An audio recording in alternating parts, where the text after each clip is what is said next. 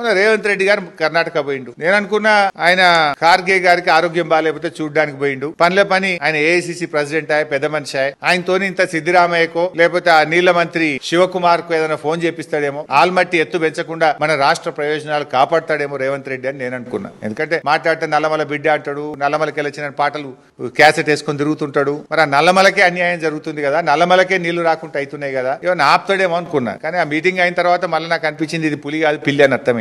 నువ్వు పోయినావు కర్ణాటకకు పోతే నువ్వు కనీసం కర్ణాటక ముఖ్యమంత్రి సిద్దిరామయ్య గారినో నీళ్ల మంత్రి శివకుమార్ నో కలిసి మీరు ఆల్మట్టి ఎత్తు పెంచొద్దు, ఎందుకంటే మీ కాంగ్రెస్ ప్రభుత్వమే కదా, మీ దోస్తే కదా, నీకు బాగా జాన్ జిగిరే కదా, నువ్వు ఆపియవా? పోనీ నీ కార్గేతో ఒక ఫోన్ చేయించావా? ఏం మాట్లాడలేదు. ఆల్మట్టి మరిచినవు, ఆల్ ఈజ్ వెల్ అనుకుంటూ వచ్చినావు. మాట్లాడినావు నువ్వు ఆల్మట్టి గురించి? కర్ణాటకలో ఉన్నది మీ పార్టీ కదా, మీ సిద్దిరామయ్యనే కదా, మీ శివకుమార్ గారే కదా. ఆల్మట్టి ఎత్తు పెంచితే మా తెలంగాణ ఎడారైతుందని ఒక్క మాట ఎందుకు చెప్పకపోతివి? పోనీ ఆ కార్గేతోనే ఒక ముఖ్యమంత్రికో ఉప ముఖ్యమంత్రికో ఎందుకు ఫోన్ చేయించకపోతివి? ఆ శివకుమార్ అయితే రేవంత్ రెడ్డికి జాన్ జిగిరే కదా. ఇద్దరికి అవేంది ఏమో సంబంధాలు ఉంటాయి, వీళ్ళకి ఇద్దరు ఇచ్చి పుచ్చుకోవడాలలో లెక్కలు చూసుకుంటూ బాగానే సంబంధాలు ఉన్నాయి ఇద్దరికి. ఇస్తివయ వాయనం పుచ్చుకున్నాం ఏదో అంటారు చూడు, వాయనం అన్నట్టు ఇద్దరి మధ్య బాగా అనుబంధం ఉంది. మరి మా తెలంగాణకు ఆగమైతుంది, కొద్దిగా ఆల్బట్టి ఎత్తు పెంచొద్దు అనే ప్రయత్నం కూడా చేస్తలేవు కదా నువ్వు. కనీసం అయిన దానికి కాని దానికి ఢిల్లీ ఉరుకుతాడు. 54 సార్లు 55 సార్లు పోయినట్టు ఇప్పటికి ఢిల్లీ, కేరళ, కర్ణాటక ఇదే పని నీకు.